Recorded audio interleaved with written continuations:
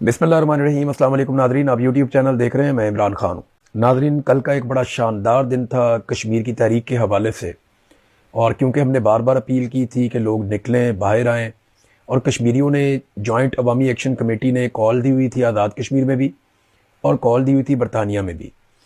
तो बरतानिया का हाल मेरे ख्याल में आपको मैं पहले बताता हूँ, फिर आपको आज़ाद कश्मीर की सूरत हाल बताता हूँ। बरतानिया में ऐसा था कि मैंने यहाँ पे जो जर्नलिस्ट हैं उनसे बात की, उन्होंने कहा जी इतना बड़ा मुजाहरा हमने पहले नहीं देखा।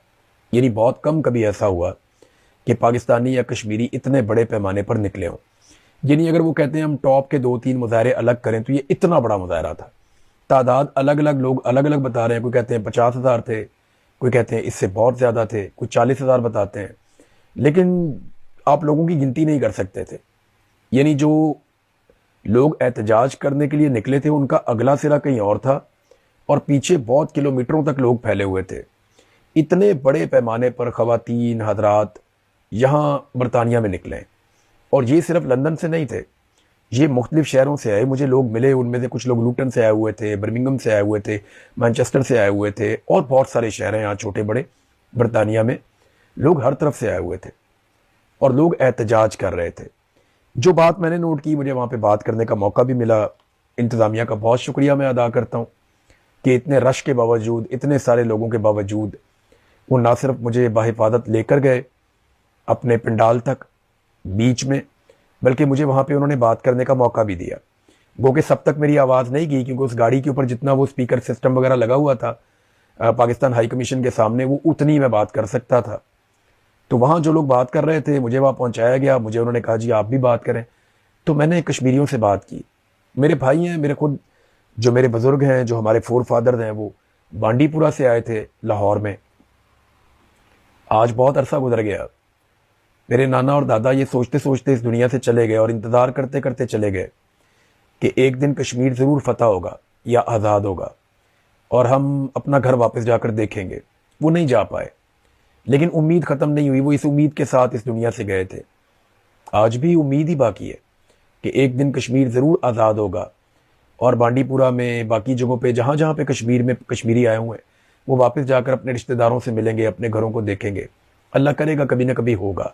हर रात की कोई ना कोई सवेर आती है। तो मैंने इतने बड़े पैमाने पे कभी अपने सामने यूं एहतजाज मैंने टीवी पे भी नहीं देखा, जितनी बड़ी तादाद में लोग थे।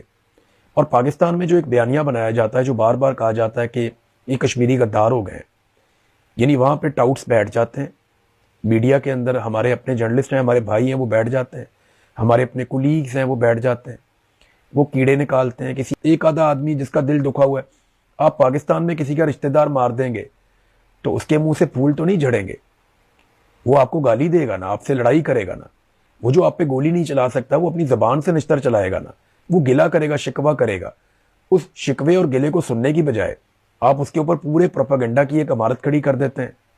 मैं कश्मीरियों के सेंटर में गया, मैं उनके बीच में खड़ा हुआ, मैंने वहां पे कश्मीर जिंदाबाद का नारा लगाया, उन सब ने लगाया। मैंने पूछा यार हम सब गद्दार हैं? उन्होंने कहा नहीं हम गद्दार नहीं है। क्या हम दुश्मन है पाकिस्तान के? उन्होंने कहा नहीं है हम पाकिस्तान के दुश्मन। मैंने उनसे पूछा, जब मैंने जोर से बोला पाकिस्तान, तो उन सब ने कहा जिंदाबाद। जितनी मेरी आवाज थी उससे दुगनी आवाज से उन्होंने कहा, गरजदार आवाज से उन तमाम कश्मीरियों ने कहा कि पाकिस्तान जिंदाबाद। आप उन्हें गद्दार करार देने पे तुले हुए हैं। ऐसे ही आपने बंगालियों को गद्दार करार दिया, ऐसे ही आपने बलोचों को दीवार से लगा दिया, उन्हें गद्दार करार दे दिया। यही आपने कई कबाइलियों के साथ कर दिया। गफ्फार खान के साथ यही किया गया। जितने एएनपी को एक दौर में इसी तरह रगड़ा दिया गया, मुहाजिरों के साथ यही किया गया। तो हर एक को हमने टैग किया, हर एक को हमने दीवार के साथ लगाया पाकिस्तान में। हमारी ये पॉलिसी ठीक नहीं है। आप मेरी बात का यकीन करें, मैंने वहां पे एक भी गद्दार नहीं देखा। मैंने एक आदमी भी ऐसा नहीं देखा जो पाकिस्तान से नफरत करता हो। मैंने एक आदमी भी ऐसा नहीं देखा जो पाकिस्तान के इदारों को तबाह करना चाहता हो। वो तो सिर्फ अपना हक मांग रहे हैं। हाँ, जिनका कोई आदमी मारा गया या कत्ल हो गया, वो चंद आवाजें तल्ख हो सकती हैं। आप ये ना देखें वो कह क्या रहा है, आप वजह तो देखें वो बेचारा क्यों कह रहा है।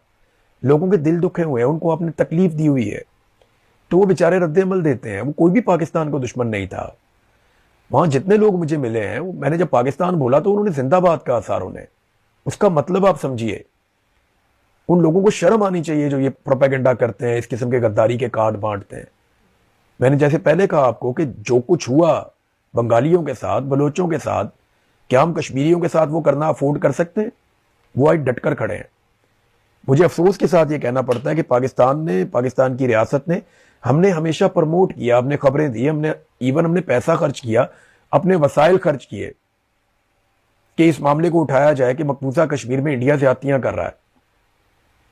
ہم اسے خصوصی کوریج دیتے تھے, لیکن آج تک اتنے بڑے پیمانے پر لوگ انڈین ہائی کمیشن کے سامنے نہیں گئے. اتنی بڑی تعداد میں کشمیری کبھی انڈیا کے خلاف احتجاج کرنے کے لیے نہیں گئے. آج سے تھوڑے دن پہلے پی ٹی وی پہ خبر چلائی جا رہی تھی, پاکستان کے ٹی وی چینلز کو کہا گیا کہ آپ یہ خبر چلائیں, جنیوا میں بھارت کے خلاف احتجاج ہوا ہے اور وہ کشمیریوں نے کیا ہے. میں نے وہ کشمیری گنے, وہ 12 لوگ تھے ٹوٹل. ان 12 لوگوں کی خبر پہ آپ ہیڈ لائن چلا رہے تھے, یہاں ہزاروں لوگ نکل کر آ گئے ہیں. کئی لوگ کلیم کرتے ہیں, جو زیادہ بولتے ہیں وہ 1 لاکھ کی تعداد بھی بولتے ہیں کہ اتنی بڑی تعداد میں لوگ پہلے کبھی نہیں نکلے. کم سے کم بھارت کے خلاف تو کبھی اتنے لوگ نہیں نکلے تھے. ذرا اپنے گریبان میں جھانکیں اور پوچھیں کہ کیا اس سے آدھے لوگ کبھی ہم بھارت کے خلاف نکال پائیں؟ جتنے لوگ آج پاکستانی اداروں کے خلاف اور ان کے ظلم کے خلاف احتجاج کر رہے ہیں, اور بڑے آرام سے ڈھیلے منہ کے ساتھ ہم کہہ دیتے ہیں کہ یہ بھارت کے ایجنٹ ہیں. کیوں آپ بھارت کو اتنا بڑا کریڈٹ دے رہے ہیں؟ یہ اتنا بڑا شو تھا کہ اس کا کریڈٹ بھارت کو دے کر آپ سرنڈر کر رہے ہیں ان کے سامنے. بھارت کی یہ کیپیسٹی نہیں ہے, ان کی یہ کیپیبلٹی نہیں ہے کہ وہ اتنے بڑے پیمانے پر آزاد کشمیر کے شہریوں کو نکالیں پاکستان کے خلاف یا پاکستان کے اداروں کے خلاف یا ان کی پالیسیز کے خلاف. نہ وہ پاکستان کے خلاف ہیں, نہ اداروں کے خلاف ہیں. ایکچولی تو وہ پالیسی کے خلاف بات کرتے ہیں, وہ اپنا حق مانگ رہے ہیں. میں نے ان سے بات کی, وہ ان کو 12 سیٹیں ان کے دماغ میں پھنس گئی ہیں.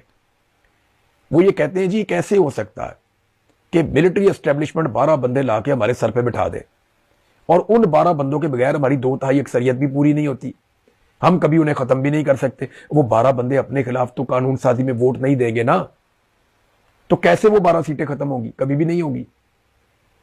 ان کے بغیر 2/3 اکثریت بنتی نہیں ہے. پھر آپ نے آزاد کشمیر میں فلور کراسنگ کی اجازت رکھی ہوئی ہے کہ کوئی بھی بندہ اپنی پارٹی چھوڑ کے دوسری پارٹی میں شامل ہو جائے جب دل کرے, جا کے دوسری پارٹی کو ووٹ ڈال دے, اس سے کوئی فرق نہیں پڑتا, اس کا ووٹ کاؤنٹ ہو جائے گا.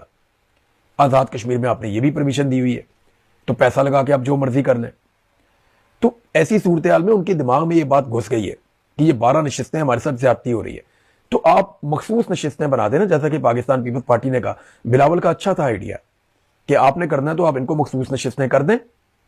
جب آپ ان کو مخصوص نشستیں کر دیں گے تو لڑائی ختم ہو جائے گی, مقبوضہ کشمیر کی نمائندگی بھی ہو جائے گی, آپ کا کاز بھی متاثر نہیں ہوگا, آزاد کشمیر کے لوگوں کے مینڈیٹ کا احترام بھی ہو جائے گا.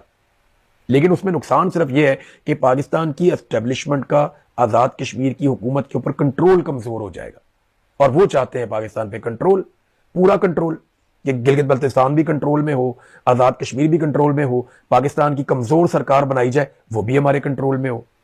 عمران خان کو جان بوجھ پہ بیساکھیوں پہ کھڑا کیا, آج کی حکومت کو جان بوجھ کر بیساکھیوں پہ کھڑا کیا, نواز شریف کو لاسٹک کی شلوار پہنا دی. یعنی اب کیا ضرورت تھی اس کی؟ نواز شریف کو آپ کہتے جی آپ الیکشن ہار گئے, گھر میں جائیں, اس کی بھی عزت باقی رہ جاتی. 3 دفعہ کے وزیر اعظم کو رول کے رکھ دیا, یعنی وہ دونوں جگہ سے الیکشن ہارا, اگر اس کی ہار ہو جاتی نا تو شاید اس کی عزت بچ جاتی. اس کو زبردستی غلط الیکشن جتوا کے, اور جس طرح اس کو کیا اس کی عزت کے ساتھ کھیل گئے پکڑ کے, اور میاں صاحب کو بھی سمجھ نہیں آئی ان کے ساتھ کیا ہوا. 3 دفعہ کا وزیر اعظم, یہ انجام نہیں ہونا چاہیے تھا. آج کشمیری مجھے روک روک کے یقین دلا رہے تھے, مجھے وہاں پہ شوکت نواز میر صاحب کے بھائی بھی ملے, ان کی آنکھوں میں نے درد محسوس کیا, میں نے انہیں یقین دلایا. میں نے کہا نہ میں غدار ہوں, نہ آپ غدار ہیں, نہ آپ کا بھائی غدار ہے, یقین کریں ہم اس میں سے نکل جائیں گے, اللہ تعالیٰ بہتر کرے گا, ہم کوشش کریں گے. ایک بے بسی میں نے دیکھی ہے, ریاست کیا کر رہی ہے, اسے اغوا کیا ہوا بتا ہی نہیں رہے کہاں پہ. ویڈیوز آ چکی ہیں کہ اس کو پکڑ کر لے کر گئے لا انفورسمنٹ والے, کوئی مانتا ہی نہیں ہے, کسی عدالت میں اسے پیش ہی نہیں کیا گیا. یہ کہاں کا انصاف ہے, کہاں کا قانون ہے؟ ابھی یہ معاملہ برطانوی پارلیمنٹ میں چلا جائے گا, یہاں پہ ابھی پٹیشن دائر کر دیں, وہ اس کے اوپر 10,000 دستخط کرنا کشمیریوں کے لیے کون سا مسئلہ ہے؟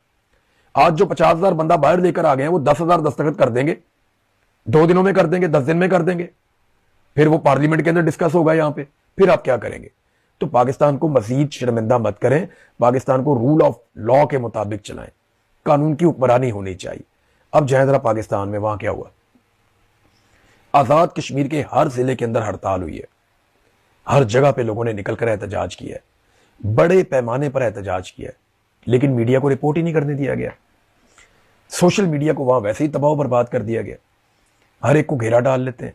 بڑی مشکل سے کچھ مناظر اور کچھ ویڈیوز ہمارے ہاتھ لگیں، انہیں دیکھ کر ہمیں آئیڈیا ہوا کہ نیچے میرپور اور ڈڈیال سے لے کر نیلم ویلی تک پورے کشمیر میں بھرپور احتجاج ہوا ہے۔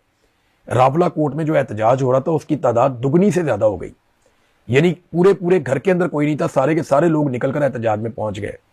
آپ کو یہ نظر نہیں آ رہا؟ آپ وہاں پہ الیکشن کروا رہے ہیں جعلی قسم کا، آپ کچھ اور سوچ رہے ہیں، پاکستانی کچھ اور سوچ رہے ہیں، آپ کچھ اور کر رہے ہیں، کشمیری کچھ اور کر رہے ہیں۔ فار گاڈ سے ایک لمحے کے لیے اپنی ذات سے باہر نکل کر پاکستان کا اور کشمیریوں کا سوچیں۔ یہ نفرت پھیلتی چلی جا رہی ہے، یہ پھیلتی چلی جائے گی۔ یہ غداریوں کے کارڈ اور غداریوں کے سرٹیفکیٹ جو آپ بانٹ رہے ہیں، یہ کل کو آپ سے جو فصل آپ نے بوئی ہے نہیں کاٹی جائے گی، مصیبت بن جائے گی۔ نہ میں غدار ہوں، نہ میں تم میں سے کسی کو غدار کہتا ہوں۔ غدار صرف وہی ہے جس نے آئین توڑا ہے، غدار صرف وہی ہے جو اپنے حلف کی پاسداری نہیں کرتا، غدار صرف وہی ہے جو پاکستانیوں پہ بندوق چلاتا ہے، پاکستانیوں سے ٹیکس لیتا ہے۔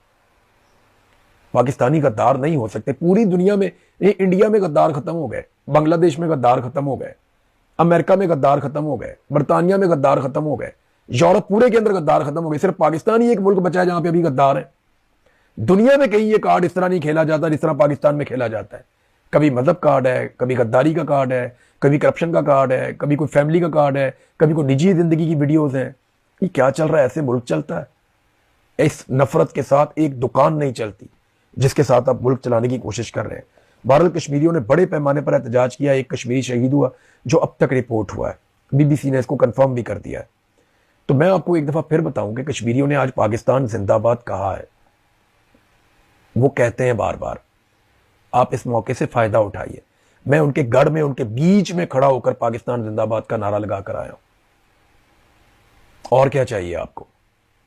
اور کیا چاہیے؟ ابھی بھی غدار ہیں وہ لوگ؟ وہ غدار نہیں ہے، وہ آپ سے بڑے اور آپ سے زیادہ محب وطن ہیں۔ انہوں نے اپنے سینوں پہ گولیاں کھائی ہیں، انہوں نے ریسکیو کیا ہمارے جوانوں کو، انہوں نے ہمیشہ ہمیں سر آنکھوں پہ بٹھایا، لیکن ہم انہیں کیا دے رہے ہیں؟ وہ مانگ کیا رہے ہیں؟ چھوٹے چھوٹے مطالبات ہیں، اور وہ یہ کہتے ہیں ہمارا مینڈیٹ ہمیں دے دیں آپ۔ اور ہم نے ضد پکڑی ہوئی کہ نہیں، ہم فیصلے کریں گے بند کمروں میں۔ ایسے ملک نہیں چلے گا، ایسے کشمیر بھی نہیں چلے گا۔ آپ کر رہے ہیں نا تجربہ، کر کے دیکھ لیں۔ جو آپ نے پاکستان کے ساتھ کیا وہی آپ بلوچستان اور کشمیر کے ساتھ بھی کرنے جا رہے ہیں۔ اب ناظرین آپ آ جائیں ایک اور چیز پہ، رضا ڈار والا کیس جس کو ہم بار بار ڈسکس کر رہے ہیں، اسحاق ڈار کے نواسے والا۔ اس میں چند بڑے امپورٹنٹ کوسچنز پیدا ہو گئے۔ ڈی آئی جی نے پریس کانفرنس کی، اس کے اوپر صحافی بہت بھڑک گئے۔ صحافیوں کے اپنے ذاتی معاملات بھی تھے، کیونکہ آپ کو پتا ہے پولیس کو اتنی الٹیمیٹ پاورز دے دی گئی ہیں کہ وہ صحافیوں کی نوکریاں ہی کھا جاتے ہیں۔ حالات بڑے خوفناک ہیں وہاں لاہور میں۔ تو اس میں جو ہے وہ صحافیوں کی شکایات تو اپنی جگہ پہ، لیکن چند سوالات بڑے امپورٹنٹ ہیں۔ نمبر 1، رضا ڈار کو پولیس کے آنے سے پہلے کس نے اطلاع دی کہ وہ لڑکیوں کو لے کے وہاں سے نکل گیا؟ یہ بڑا امپورٹنٹ کوسچن ہے۔ آپ رضا ڈار کا فون لیں، اس کی سی ڈی آر چیک کریں، اس کا ریکارڈ چیک کریں اور بتائیں ہمیں کہ رضا ڈار کو اس وقت وہاں سے لڑکیاں نکالنے کا مشورہ کس نے دیا، اور وہ کیوں وہاں سے لڑکیوں کو لے کر بھاگا، اور جب پولیس اس گھر میں پہنچی تو وہ گھر خالی کیوں تھا، کس نے انہیں آگاہ کیا کہ پولیس آنے والی ہے؟ بہت امپورٹنٹ کوسچن ہے۔ ابھی صرف 2 سوال اٹھا رہا ہوں، باقی سوالات ہم بعد میں کرتے رہیں گے اس پہ۔ دوسرا سوال یہ ہے کہ پولیس کو اس بات کی ضرورت کیوں محسوس ہوئی کہ فلٹر ہاؤس جہاں پہ رضا کی گاڑی کا ایکسیڈنٹ ہوا اور لڑکیاں گاڑی سے بھاگ گئیں، اس جگہ کے اور اس کے آس پاس کی تمام سی سی ٹی وی فوٹیج اٹھا کر پولیس غائب کر کے لے گئی؟ پولیس کو اس چیز کی ضرورت کیوں پڑی؟ دوسرا امپورٹنٹ کوسچن یہ ہے۔ اب یہ کہیں گے جی میں تحقیقات کے لیے ضرورت تھی، تحقیقات کے لیے تو جہاں گاڑی لگی ہے ایک کیمرہ بھی بہت تھا، آپ نے آس پاس کے سارے کیمروں کی فوٹیج غائب کی۔ آپ اس وقوعے کو چھپانا چاہتے تھے، اور اسی لیے آپ نے ایک دوسرا وقوعہ بیان کیا کہ ہم نے تو ان کو بازیاب کروایا۔ بازیاب کروانا ایک الگ کہانی ہوتی ہے۔ لوگوں نے آپ کو 15 پہ کال کیا، آپ وہاں پہ پہنچے اور لڑکیاں آپ کے حوالے ان پاکستانیوں نے کی جن کے سامنے وہ خود جان بچا کر آ گئی تھی. یہ بالکل ایک الگ کہانی ہے. لڑکیوں نے اپنے آپ کو خود بازیاب کروایا اور وہ ایک ایکسیڈنٹ کے نتیجے میں ہوا. ناظرین آپ کو یاد ہوگا کہ اس پہ ہم بات کرتے رہیں گے. امریکہ میں ڈاکٹروں کی ایک تنظیم تھی, انہوں نے بڑے شاندار طریقے سے ہمیشہ عمران خان صاحب کے حق کے لیے آواز اٹھائی تھی. وہ ہمیشہ یہ کہتے تھے کہ ہم آواز اٹھائیں گے, ہم زور لگائیں گے. انہوں نے بڑی کوشش کی, پاکستان میں آ کر کوشش کی, پاکستان سے باہر کوشش کی, بڑی لابنگ کی, بڑا زور لگایا, بہت بڑے بڑے احتجاج کیے, اپنی جیب سے لوگوں نے پیسہ خرچ کیا. تو بڑی کوشش کی ان اوورسیز پاکستانیوں نے, ڈاکٹرز نے, اپنا ان کی تنظیم ہے, کمال انہوں نے کام کیا تھا. ایسا لگتا ہے کہ شاید وہ لوگ تھکنا شروع ہو گئے. میری جن ڈاکٹر سے بات ہوتی ہے نا, تو وہ آج بھی وہ کاز کے ساتھ کھڑے ہیں. وہ یہ کہتے ہیں کہ پاکستان میں رول آف لا ہونا چاہیے, عمران خان کے ساتھ جو ظلم اور زیادتی ہو رہی ہے وہ ختم ہونی چاہیے. لیکن میں نے دیکھا کہ تنظیم کی جو سربراہی ہے وہاں پہ اب بہت دباؤ شاید بڑھ گیا ہے. شاید اسٹیبلشمنٹ کا اتنا دباؤ ہے کہ وہ عمران خان کا چہرہ بھی نہیں لگا پائے. ایک 92 کے ورلڈ کپ پہ عمران خان کا ایک فوٹو لگایا, لیکن ان کا بیچ میں سے چہرہ غائب کر دیا. اب یہ پریشر کی علامت ہے اور نشانی ہے. اس کے بعد جو اپنا کا پروگرام تھا اس میں انہوں نے ہر طرح کی پولیٹیکل گفتگو سے منع کر دیا. بعد میں احسن اقبال صاحب بھی ان کے مہمان بنے, وہ بھی ہم نے تصاویر اور ویڈیوز دیکھی. تو اب نہ وہاں پہ کافی ڈویژن پیدا ہو گئی.